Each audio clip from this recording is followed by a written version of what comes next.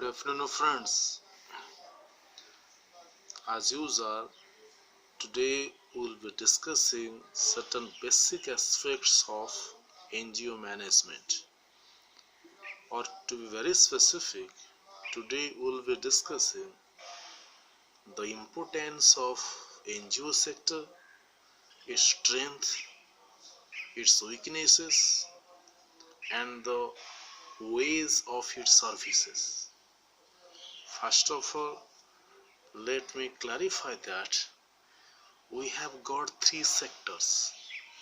First sector is government sector, second sector is business sector or market, and third one is voluntary sector.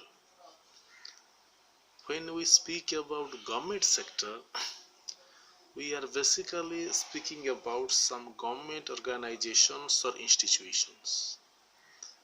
We will also identify what are the weaknesses of government sector, because if there were no weaknesses of government system, we may not be thinking about some alternative system, and the alternative system is voluntary sector or NGO sector. Let us know what are the problem areas coming under government sector. If we speak about government sector, it has got certain weaknesses. The first weakness is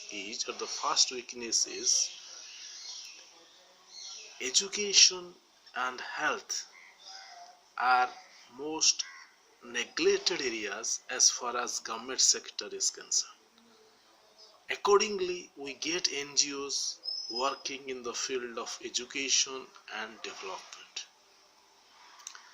Second most important thing is, when we speak about government sector or government system, the reach of its services to the remote areas is not up to the mark.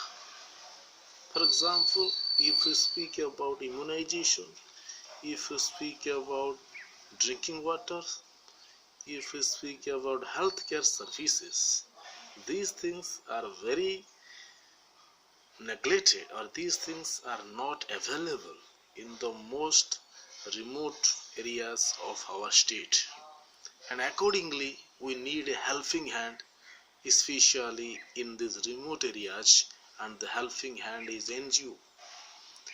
And third most important thing is, when we speak about the government sector, here the administrative cost is very high, because we spend maximum money, or we spend substantial money on giving salaries to our employees, but we do not get commensurate, or we do not get proportionate services from these employees. So this is basically applicable to the government employees of India.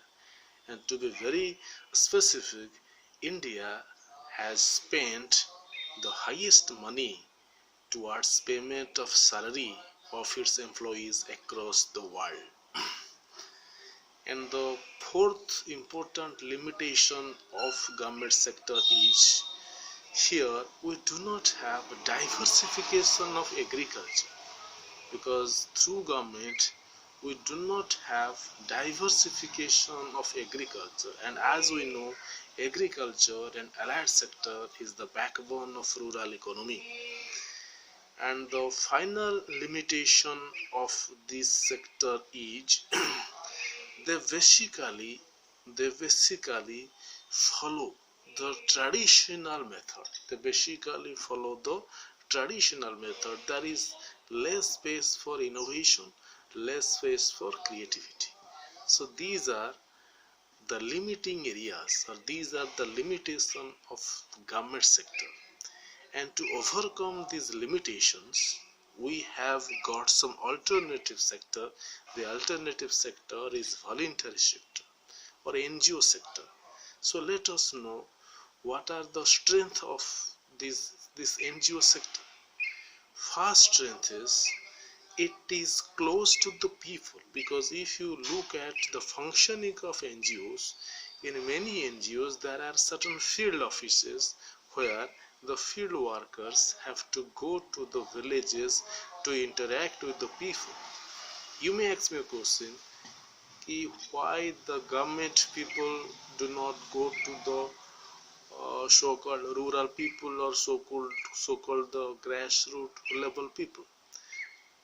The answer is, in case of NGOs, if they do not go to the people, they do not understand the people's problems, and accordingly they are not able to develop right project proposals. If their proposals are not based on felt needs of the people, it may not be sanctioned or they may not be getting funds.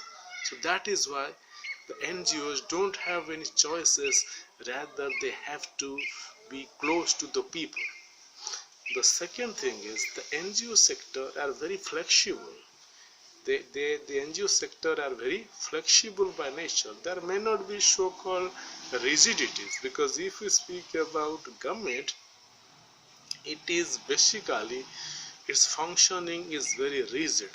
For example, if you speak about government sector, someone is a poor man but he does not have a BPL card, so he may not get Indira Awas, because to get Indira Awas you need to have a BPL card.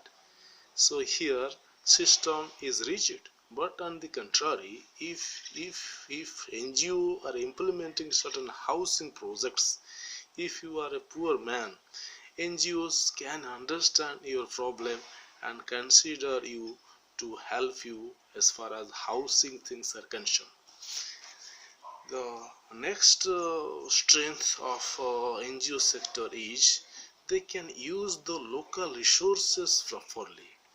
For example, if there are some youth, or if there are some sort of local resources available, NGOs know how to use it.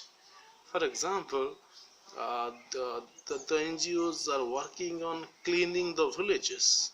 Here there is unemployed youth, so NGO can take off or can harness the services of unemployed youth in cleaning these villages. So that is their strength.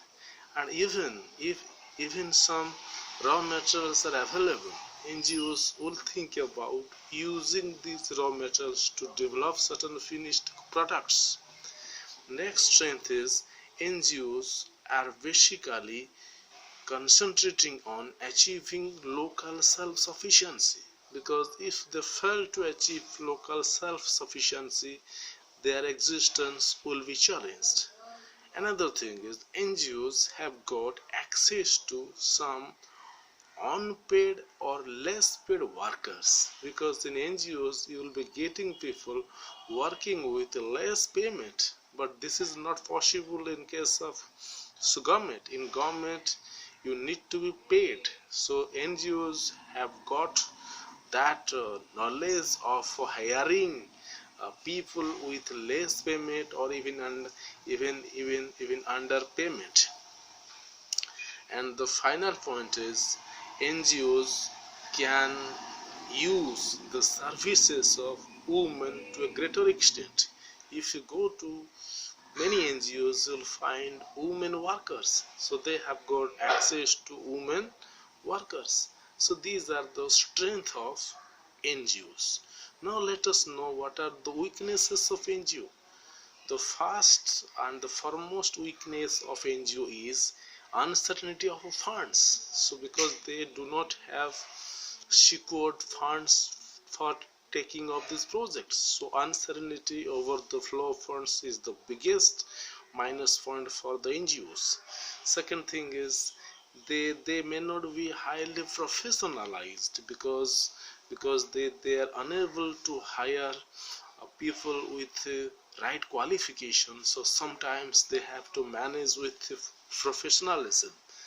Then the third thing is, so there is some problems of even commitment and accountability, because this is not always possible on the part of the NGOs. So these are the major areas of concern for the voluntary organization. So in my next video we will be discussing कि how NGOs are functioning, how they are fitting to certain legal provisions, what are those acts through which NGOs are so registered. So I must say this video should be sent much earlier, because unless you get to know their functionings, unless you get to know their strengths and weaknesses, you may not get a fuller picture about NGO management. But anyway, we have developed a video so as to develop your understanding about the necessity of NGOs, the strength and weaknesses of NGOs. In the next video, we'll be discussing how they are functioning as per certain legal provision. So ultimately, I must say, have a good day.